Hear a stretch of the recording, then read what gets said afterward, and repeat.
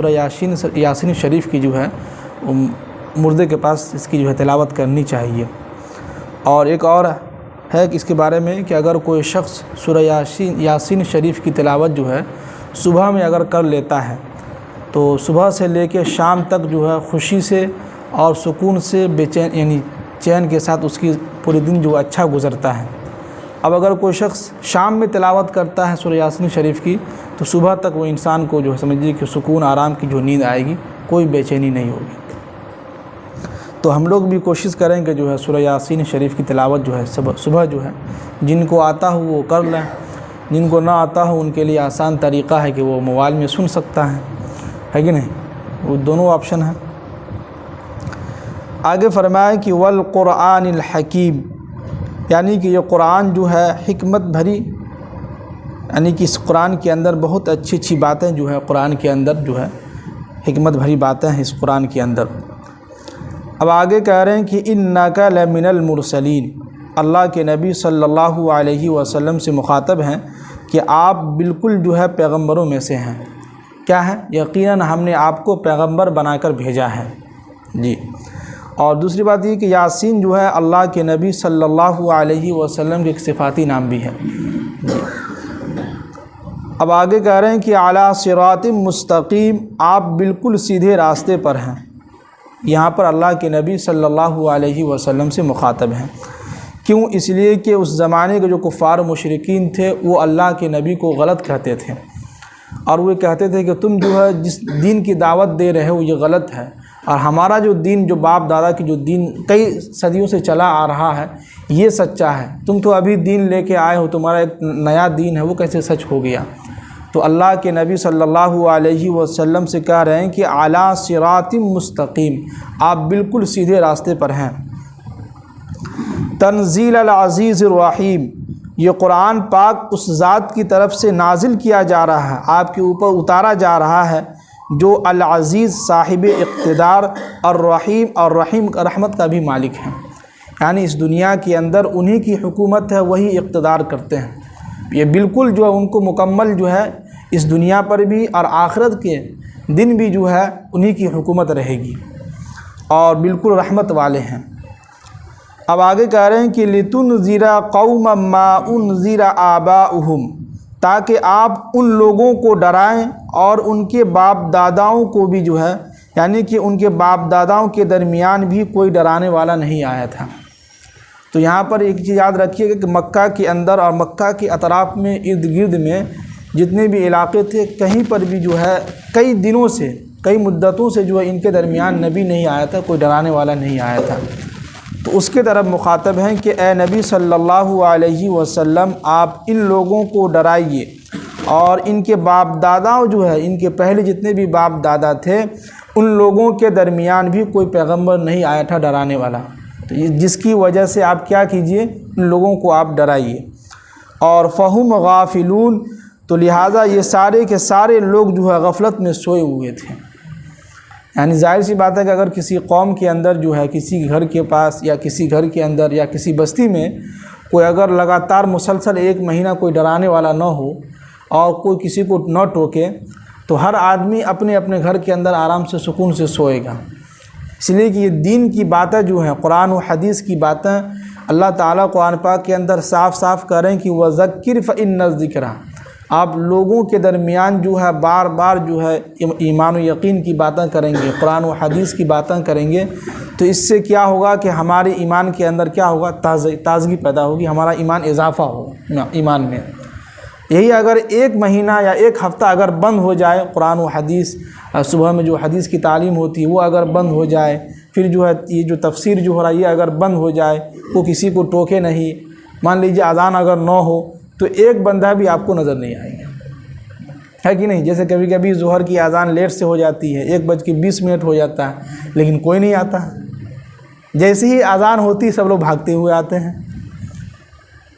اگر اذان بند ہو جائے ایک دن کے لیے تو سمجھیے کہ کوئی بھی انسان نہیں آئے گا، جھانکنے بھی نہیں آئے گا۔ یہ ہمارا ایمان ہے، ہم لوگوں کا ایمان ہے۔ تو وہی اللہ تعالیٰ اللہ کے نبی کے ذریعے سے کہہ رہے ہیں کہ آپ ان لوگوں کو ڈرائیے، ان سے پہلے جتنے بھی ان کے باپ دادا تھے ان کے درمیان کوئی نبی نہیں آیا تھا، تو جس کی وجہ سے یہ لوگ بھی جو ہے غفلت میں سوئے ہوئے ہیں، ان کو بھی معلوم نہیں ہے کہ دین کیا ہے، ان کو بھی معلوم نہیں ہے کہ پیغمبر کون ہوتے ہیں، ان کا مقام کیا ہوتا ہے، ان کی عزت کس طرح سے کی جائے، یہ ساری چیزیں آپ ان لوگوں کو بتلائیے۔ اب آگے کہہ رہے ہیں کہ لقد حق القول علی اکثرہم، کہ ہم نے ان لوگوں کے اوپر جو ہے حق بات بالکل پورا کر دیے ہیں، یعنی ثابت ہو چکی ہے کہ فہم لا یؤمنون، کہ یہ سارے کے سارے لوگ جو ہے ایمان نہیں لانے والے ہیں۔ یعنی کہ یہاں پہ ایک چیز دیکھیے کہ اللہ تعالیٰ کسی انسان کی حق میں تقدیر میں پہلے ہی لکھ دیتا ہے کہ یہ انسان جو ہے سیدھے راستے پر نہیں آ سکتا، یعنی ان کو ہدایت نہیں مل سکتی ہے۔ لیکن کچھ انسان ایسے ہیں جو اپنے ہٹ درمی کی وجہ سے، ضدی پناہ کی وجہ سے وہ اپنے آپ کو گمراہی کی طرف لے کے چلا جاتا ہے۔ جیسے کہ ایک انسان ہے، سمجھیے کہ بہت گمراہی کی طرف جا رہا ہے، لیکن اس کے پاس جو ہے کوئی جو ہے بار بار ہفتے میں ایک دن یا جمعہ کے بیان میں یا ان کے پاس جا کے جو ہے لوگ ان کو جا کے جو ان سے ملتے ہیں، ان کو بتلاتے ہیں دین کے بارے میں، نماز کے بارے میں، اللہ کا تعارف کراتے ہیں، اس کے باوجود بھی یہ کیا کرتا ہے، ہٹ دھرمی پہ رہتا ہے۔ تو جس کی وجہ سے یہ انسان جو ہے اللہ تعالیٰ ان کو ہدایت نہیں دیتے ہیں۔ تو وہی کہہ رہے ہیں کہ ان لوگوں کے سامنے آپ کتنی بھی بات رکھیے اور یہ لوگ اتنے ہٹ دھرم ہیں، اتنے ضدی پناہ ہیں، اس کے باوجود بھی فہم لا یؤمنون، یہ لوگ ایمان لانے والے نہیں ہیں۔ اور آگے فرمایا کہ انا جعلنا فی اعناقہم، ہم نے ان کے گلے کے اندر جو ہے ایک توق ڈال دیا ہے کہ اغلالا فہی الی الاذقان، جو بالکل یہاں تک جو ہے، یہ جو ہوتا ہے نا جو باندھنے والا یہاں پر، تو پورا یہاں تک آ جاتا ہے۔ جب یہاں تک پورا ہو جاتا ہے تو فہم مقمحون، تو ان کا سر جو ہے اوپر اٹھا ہی رہ جاتا ہے۔ کئی لوگوں کو دیکھتے ہوں گے جو لوگ یہاں باندھتے ہیں، کچھ جن کا گردن وغیرہ خراب کچھ ہو جاتا ہے تو یہاں باندھتے ہیں، وہ پٹا جیسے جس کو کہتے ہیں، تو ان کا سر جو ایسے اٹھا رہتا ہے، وہ نیچے نہیں کر سکتا ہے کہ نہیں؟ تو قرآن اس کی ایک مثال دے رہے ہیں، یہ لوگ جو ہے ان کے سامنے حق باتیں ہو رہی ہیں، ان کو معلوم ہے کہ یہ حق ہے، یہ بات سچ ہے کہ نہیں؟ محلے میں کتنے لوگ ایسے ہیں جن کو معلوم ہے کہ ہاں نماز کی پابندی کرنی چاہیے، انشاءاللہ کل سے کریں گے، معلوم ہے سب کچھ کہتا ہاں ہم کو معلوم ہے، اس کے باوجود بھی یہ لوگ کیا ہے، سمجھیے کہ دیکھتے ہی نہیں ہیں۔ تو ان کی مثال دے رہے ہیں کہ ان کے گردن میں سمجھیے کہ ایک توق ڈالا ہوا ہے، اور توق ڈالنے کی وجہ سے ان کا گردن جو ان کا سر جو ہے اوپر اٹھا ہوا ہے، اور اوپر اٹھا ہونے کی وجہ سے یہ لوگ جو ہے سامنے جو حق بات کو نہیں دیکھ پا رہے ہیں، حق بات ان کو سمجھ میں نہیں آ رہی ہے۔ جی اب آگے کہہ رہے ہیں کہ وَجَعَلْنَا مِن بَيْنِ أَيْدِيهِمْ، اور ہم نے ان کے سامنے ایک جو ہے دیوار کھڑی کر دی ہے سامنے، اور وَمِنْ خَلْفِهِمْ سَدًّا، اور ہم نے ان کے پیچھے جو ہے دیوار جو ہے کھڑی کر دی ہے، تو فَهُمْ لَا يُبْصِرُونَ، تو جس کی وجہ سے ان کو کچھ دکھائی نہیں دیتا ہے۔ جی یعنی کہ ان کو جو ہے سمجھیے کہ ہم نے گھیر دیا ہے۔ سدن کے معنی آتے ہیں ایک دیوار، جیسے کہ دونوں کھیت کے بیچ میں ایک یہ ہوتا ہے نا، اس کو کیا بولتے ہیں؟ میر بولتے ہیں، ہم لوگ اس کو آر بولتے ہیں، ہاں وہی بولتے ہیں۔ تو سدن کے معنی یہاں پر آتے ہیں بیچ میں آر، یعنی کہ ہم نے ان کے آگے بھی جو ہے پردے ڈال دیا، دیوار کھڑی کر دیا ہے، اور پیچھے بھی، تو جس کی وجہ سے یہ کیا ہے کہ ان لوگوں کو نظر ہی نہیں آ رہا، کچھ حق بات کیا ہے نظر نہیں آ رہا۔ اب آگے فرمائے کہ وَسَوَاءٌ عَلَيْهِمْ أَأَنذَرْتَهُمْ، اور یہ دونوں باتیں ان لوگوں کے درمیان برابر ہیں۔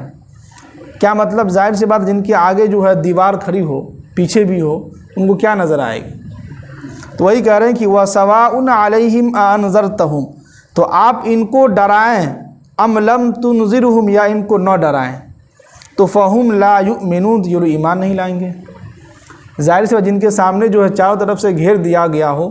اور ان کے سامنے آپ جو ہے سمجھیے کتنی بھی قرآن و حدیث کی بات کیجئے، ان کو خبردار کیجئے، ان کو بتلائیے، ان کو جنت کی جو ہے اہمیت، اس کی ثواب کے بارے میں بتلائیے، پھر اس کے بعد جہنم کے بارے میں بتلائیے، تو اس کے باوجود بھی یہ لوگ کیا کریں گے کہ لا یؤمنون، یہ لوگ ایمان نہیں لائیں گے۔ اب آگے کہہ رہے ہیں کہ انما تنذر من اتبع الذکر، کہ اے نبی صلی اللہ علیہ وسلم یاد رکھیے آپ کی باتوں کو وہی لوگ مان سکتے ہیں، آپ کی نصیحت کو وہی لوگ حاصل کر سکتے ہیں، وَخَشِيَ الرَّحْمَنَ بِالْغَيْبِ، جو آپ کو بغیر دیکھے آپ سے ڈرتا ہو، یعنی کہ اللہ کی طرف مخاطب ہے کہ جو لوگ یعنی رحمان کو، اللہ کو دیکھے بغیر ڈرتا ہو، یہ لوگ جو ہے آپ کی باتوں کو مانیں گے۔ یہ لوگ جو ہے قرآن کی باتوں پر عمل کریں گے۔ فبشرہ، تو ایسے لوگوں کو آپ خوشخبری سنائیے، بمغفرۃ و اجر کریم، کہ اللہ ان کے گناہوں کو معاف کر دیں گے اور ان کو باعزت جو ہے ثواب دیں گے، عزت کے ساتھ، احترام کے ساتھ ان کو ثواب، ان کے گناہوں کو معاف کر دیں گے۔ اللہ تعالی ہم سب کو عمل کی توفیق نصیب فرمائے، آمین۔ سبحان اللہ۔